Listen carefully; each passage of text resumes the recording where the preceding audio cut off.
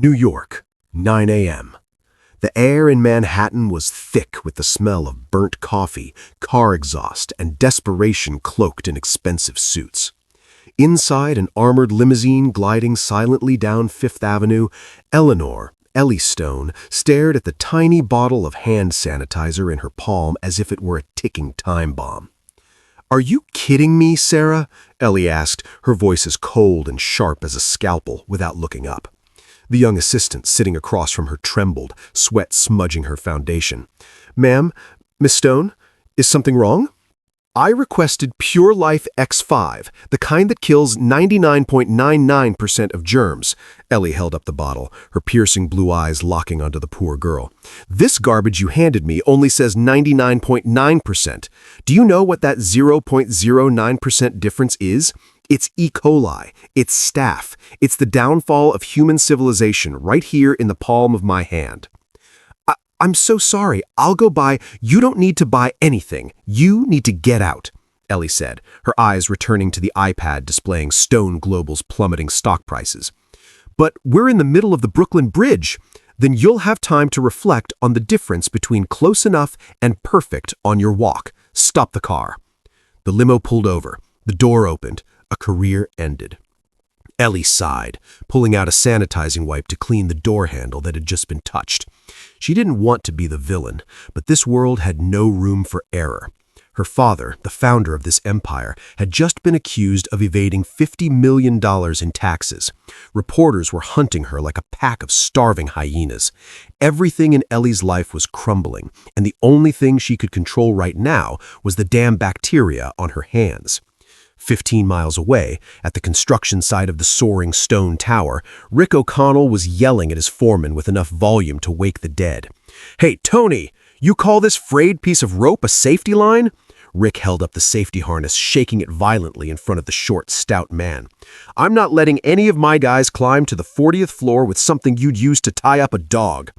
"Come on, Rick, the budget's been slashed. Miss Stone's tightening the purse strings," Tony grumbled, lighting a cheap cigarette. "I don't give a damn about that witch or her wallet," Rick roared, throwing the harness onto the dusty concrete floor. He swept a hand through his messy brown hair, sweat plastering his tank top to his muscular chest. "If we don't have new gear by noon, I'm shutting down the crane." "You can try hauling those steel beams up yourself." Rick turned and walked away, shoving in his earbuds and blasting AC/DC's Highway to Hell at full volume. He needed the music to drown out the noise of the drills and the noise in his own head about rent, about Maya's karate lessons, and about how to raise an 8-year-old girl in this insane city without her mother. He climbed into the cab of the tower crane, what he considered his throne. From here, he could see all of New York, but more importantly, he didn't have to listen to anyone's bullshit. Down on the ground, Ellie's limousine pulled into the construction site entrance. Instantly, a horde of reporters ambushed them like a swarm of angry bees. "Miss Stone, did your father launder money through shell companies? Miss Stone, are you planning to resign? Look over here, Ellie." The relentless flashes of cameras disoriented Ellie. She had a mild case of agoraphobia, and this chaos was triggering a panic attack. "Damn it," she cursed under her breath. The driver was blocked by the crowd. She needed to escape now. Ellie opened the other door, slipping out while her bodyguard tried to hold back the press. She ran towards the materials staging area, her $1,200 Jimmy Choos sinking into the mud. "Get her! She went that way!" a voice shouted. Ellie looked around in a panic, nowhere to hide, just stacks of bricks, rebar, and a solitary blue box in a secluded corner. A porta potty, a germaphobe's worst nightmare. But the footsteps were getting closer. Ellie clenched her jaw, held her breath, pinched her nose, and dove inside the blue box, locking the door. It was dark, sweltering, and filled with a smell so foul Ellie swore that if she survived this, she'd have her sense of smell surgically removed. She pulled out her phone, her hands shaking as she dialed her lawyer. "Hello, Mark? Help me. I'm hiding in a public latrine, and I think I'm about to die from ammonia inhalation." Suddenly, the ground shook. No, the plastic floor beneath her feet shook. Creak, groan. Ellie screamed, but the sound was swallowed by the roar of machinery outside.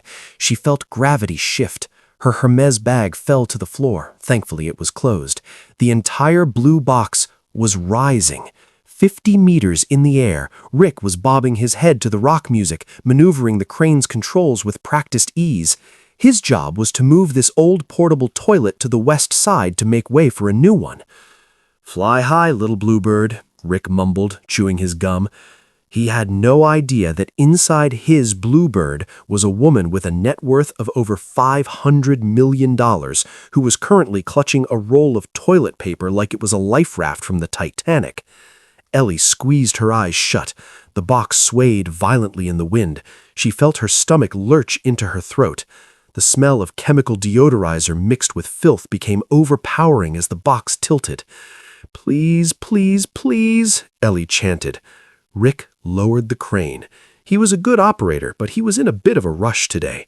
He set the box down with a rather forceful thud. The plastic door flew open from the impact. Rick shut off the engine, hopped down from the cab, whistling a tune. He was about to slap an out-of-order sign on the door. But as he approached, a figure stumbled out. Time seemed to stand still. Standing before Rick was not a drunk construction worker hiding from his shift.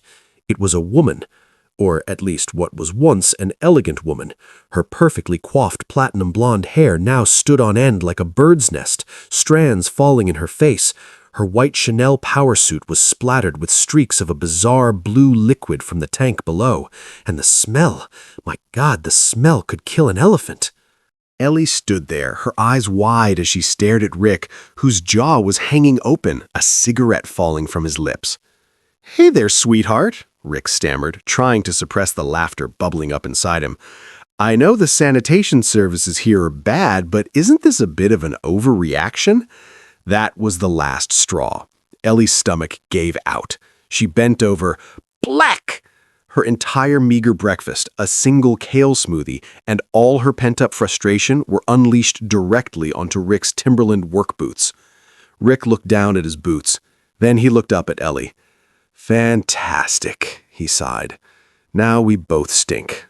15 minutes later, Ellie sat huddled in the passenger seat of Rick's 1998 Ford F-150. She had adamantly refused to call her driver back.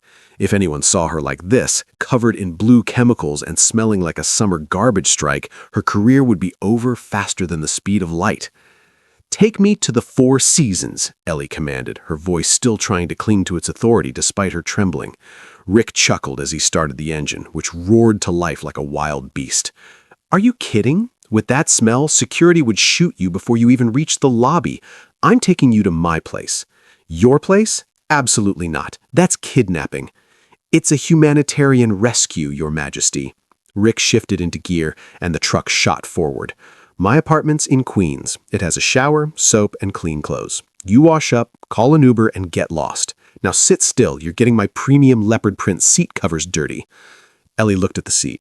It was not leopard print. It was torn-up fleece, and premium apparently included a collection of McDonald's hamburger wrappers, a few greasy wrenches, and a one-eyed stuffed animal. She pulled the last of her antibacterial wipes from her purse.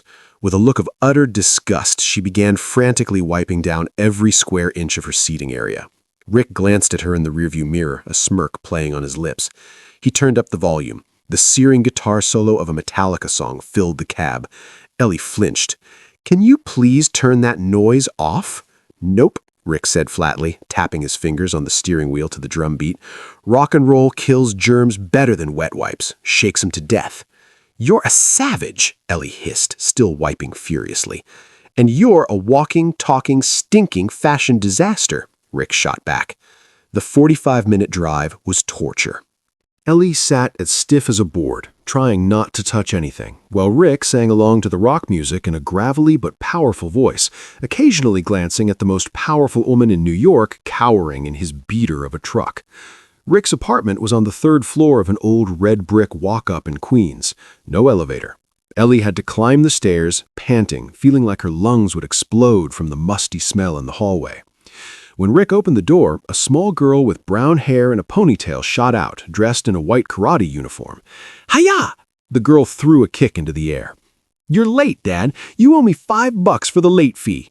Then she froze. Her small nose wrinkled. She looked at Ellie, who was hiding behind Rick like a drenched cat. "Dad," Maya said, her voice as serious as a little old lady's, "did you bring home junk from the scrapyard again? I told you we're out of room." Rick burst out laughing, the sound echoing through the small apartment. "Not junk, Maya.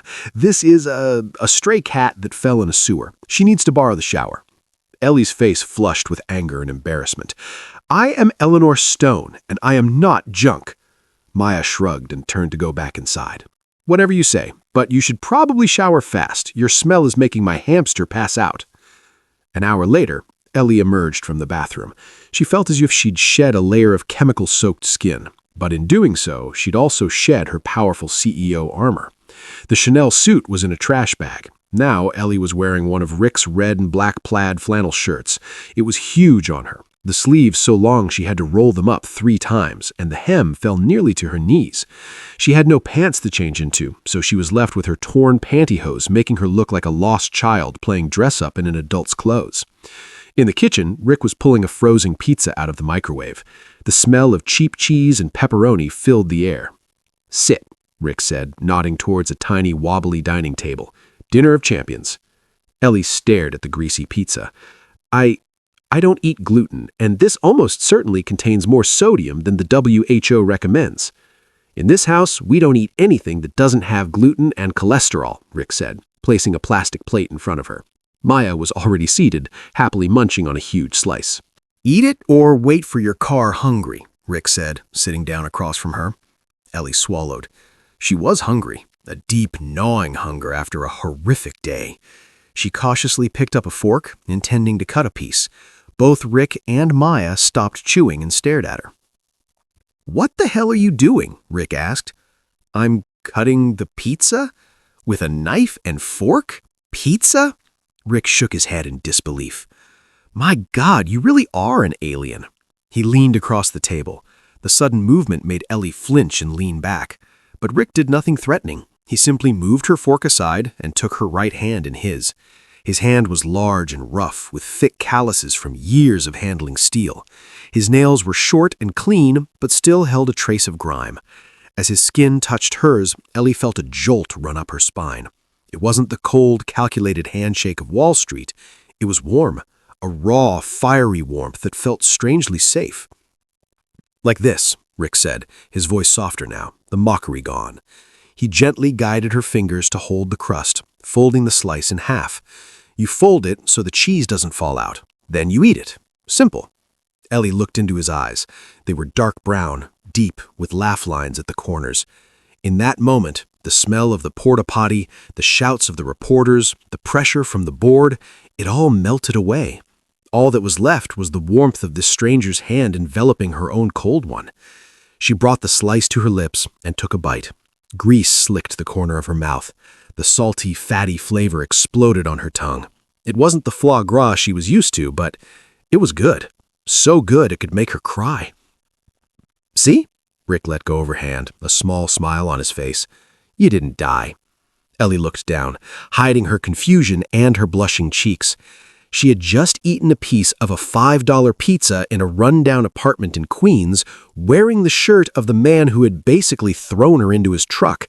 And for the first time in 10 years, she felt like she didn't need to sanitize her own heart.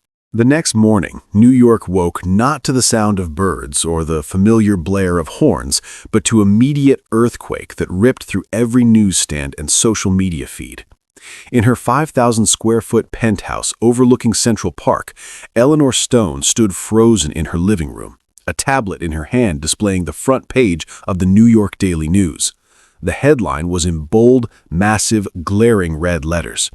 "Ice Queen Meltdown. Stone Global CEO hooking up with construction worker for a PR boost?" The photo taking up the entire cover was unmistakably clear. It was the moment Ellie had walked out of the old Queen's apartment building that morning.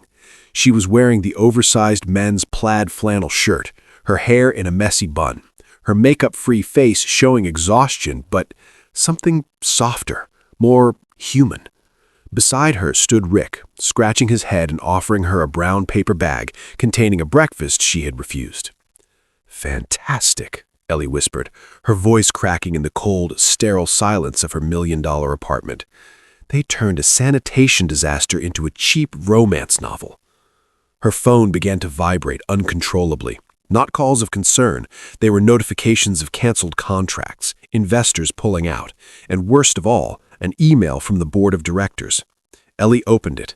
The sender, Brad Holloway, vice president, the man who coveted her CEO chair like a shark smells blood in the water. Dear Eleanor, given your apparent mental instability and the recent personal scandals severely impacting the corporation's reputation, the board is calling an emergency meeting at 2 p.m. today for a vote of no confidence. In the meantime, all access to your corporate accounts and systems has been temporarily suspended.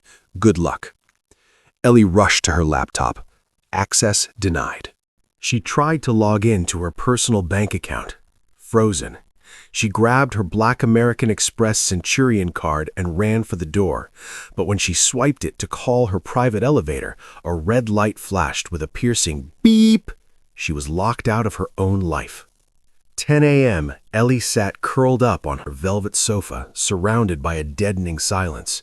She had tried calling her high society friends, the ones who drank $1,000 wine with her, who praised her fashion sense.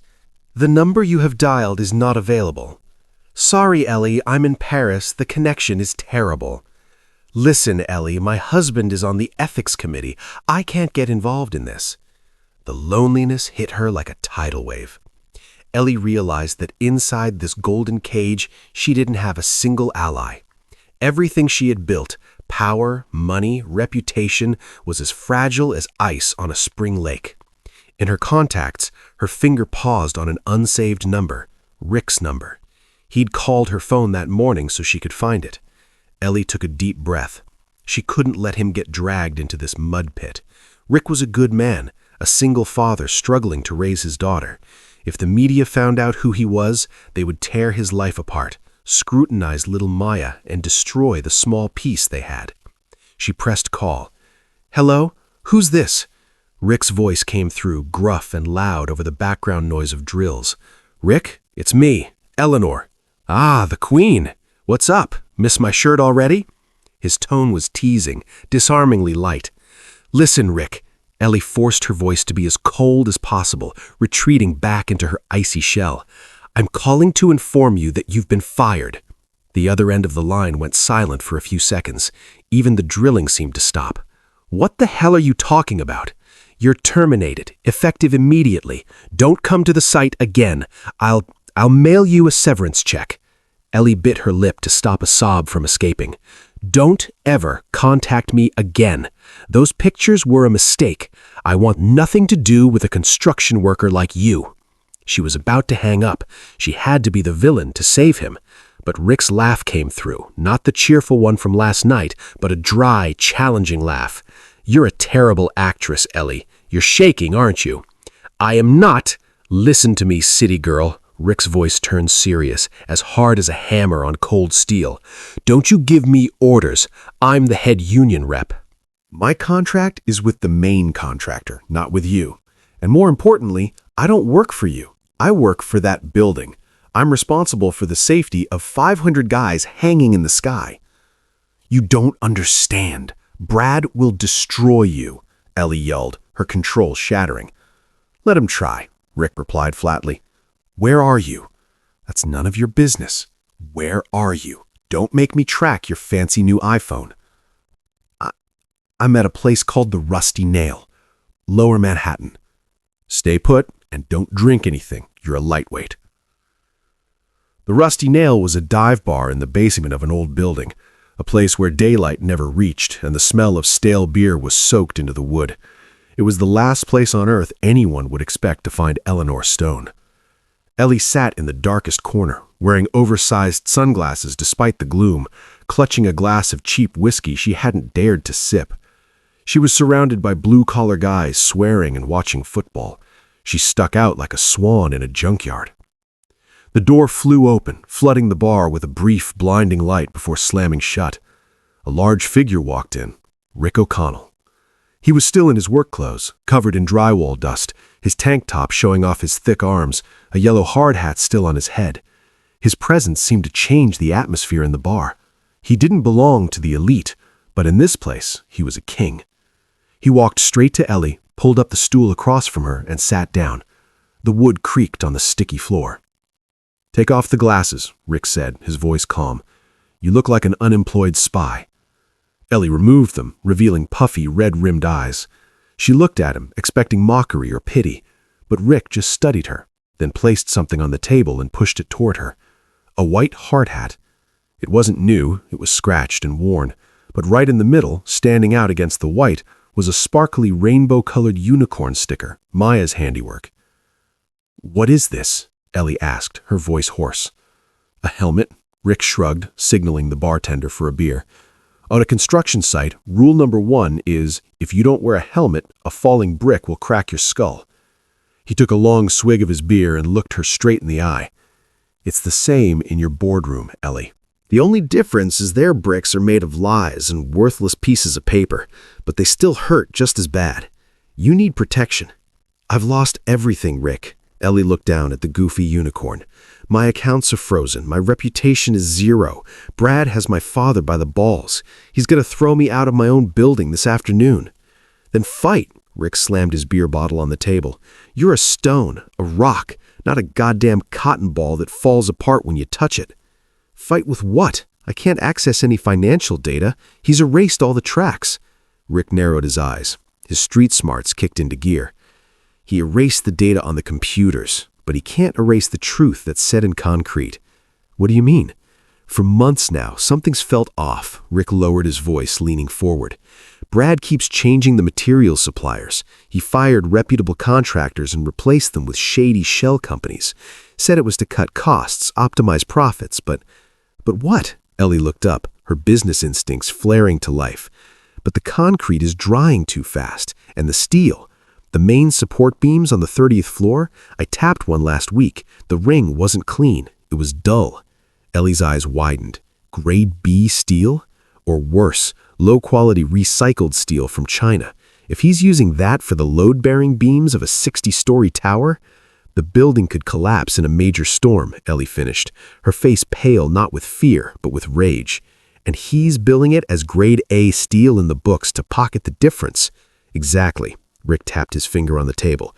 "You need the financial proof. I need the physical proof. We're a match made in trouble." "But I don't have a computer." "You have me." Rick stood up, took the unicorn hard hat, and placed it on Ellie's head. It was too big, slipping down over her forehead, making her look both ridiculous and adorable. "Let's go. My office isn't frozen." 12 p.m. Rick's office turned out to be the hood of his Ford F-150, parked in a hidden alley behind the construction site. The midday sun beat down, but they didn't care. Ellie, still wearing the unicorn helmet, was spreading out wrinkled blueprints that Rick had pulled from under the seat. Rick was holding a stack of dusty bills of lading he had borrowed from the warehouse manager's office. The pair-in was bizarre but powerful. Ellie, with her genius for numbers, scanned the data sheets like a machine. Rick, with 20 years of experience smelling cement, pointed out the inconsistencies in the construction process. "Look," Ellie pointed to a tiny line of text on an invoice. "The steel supplier is Titan Supply LLC, registered address in the Cayman Islands." "The Cayman Islands? Tax haven," Rick scoffed. "And look who signed for the delivery. BH, Bradley Holloway." "But the import price here is listed as $2,000 per ton," Ellie frowned, beads of sweat on her forehead. "The market price for standard ASTM A992 steel is $2,000. It looks legitimate." "That's on paper." Rick pulled out his pocket knife and scraped a patch of paint off a sample steel rod he'd smuggled from the site. "Look closer, Ellie." Beneath the glossy, rust-proof paint, the surface of the steel was slightly pitted in a dull gray, not the dark, bluish-black of high-grade structural steel. "This is relabeled, smuggled, grade 3 Chinese steel," Rick said, his voice cold with the fury of a true craftsman. "The actual cost is maybe $800 a ton." Ellie did the math in her head. A $1,200 difference per ton. The building uses 50,000 tons of steel. Brad pocketed $60 million. And in exchange, he's risking thousands of lives that this thing snaps. Rick clenched his fists, the veins in his arms bulging. He's not just a thief, he's a potential mass murderer. Ellie looked up at Rick. In the harsh sunlight, his dirty, angry face was suddenly beautiful. He didn't care about the $60 million. He cared about safety. He cared about the truth. "Rick," Ellie said, her voice trembling with emotion. "Yeah? We're going to take him down. Not with money, but with concrete and rebar." Rick looked at her and broke into a grin, the defiant smile of a man who was about to cause the biggest damn scene in Wall Street history. He held out his hand. "Ready to get your hands dirty, Your Majesty?" Ellie didn't hesitate. She took his calloused hand and squeezed it tight. This time, she didn't need any hand sanitizer. "I've never been more ready." They looked towards the towering stone global building in the distance. The clock struck 1:30. The shareholder meeting would start in 30 minutes, and Bradley Holloway had no idea that a storm in the form of a working-class alliance was about to crash his party. The 60th floor boardroom of Stone Tower was as cold as a high-end morgue. Bradley Holloway sat at the head of the table, a triumphant smirk on his slick face. Before him, the shareholders were preparing to raise their hands and vote for the end of Eleanor Stone's reign. "Ladies and gentlemen," Brad tapped his pen on the table, "Miss Stone's mental instability is clear. We need a firmer hand at the helm." Before he could finish, the entire building vibrated. It wasn't an earthquake, it was a sound. A chaotic, deafening symphony rising from below, piercing through the thick, soundproof glass. Brad frowned and walked to the window to look down. He froze. Madison Avenue had vanished. In its place was a river of gray and yellow. 50 massive cement mixers, their barrels spinning, were parked bumper to bumper, forming an impenetrable wall blocking the entrance. 500 construction workers in bright orange safety vests stood silently with their arms crossed. A giant banner was stretched between two cranes. "No Ellie, no concrete." The boardroom door was kicked open. Rick O'Connell strode in. He wasn't wearing a suit, he was in his dust-covered work clothes, his Timberland boots making authoritative thuds on the marble floor. Behind him followed 20 ironworkers built like bears, bringing with them the smell of sweat and a quiet menace. "Sorry for the interruption," Rick said, his voice booming, drowning out the whispers of the shareholders. He tossed his hard hat onto the polished mahogany table. "But I heard someone was trying to fire my boss?" Who are you? Security!" Brad shrieked, his face ashen. "Your security guards are busy getting autographs from my guys downstairs." Rick stepped forward, planting his hands on the table and leaning in to stare Brad down. "You can fire Miss Stone. You can use these fancy pieces of paper to erase her name. But I've got one question for you. Who's going to build this tower for you? I control the manpower. I control the concrete. And if Ellie goes, the entire New York City construction union will go on an indefinite strike. This building and that mansion of yours in the Hamptons will be nothing but a pile of scrap metal forever." The room was dead silent. The soft power of Wall Street had just collided with the hard power of the blue-collar workforce. At that moment, Ellie walked in. She was back in her power suit, but she was still holding the cement-dusted file folder. "And this is why he was so afraid of me staying." Ellie threw the folder onto the table. "Import invoices for grade 3 steel from the Caymans.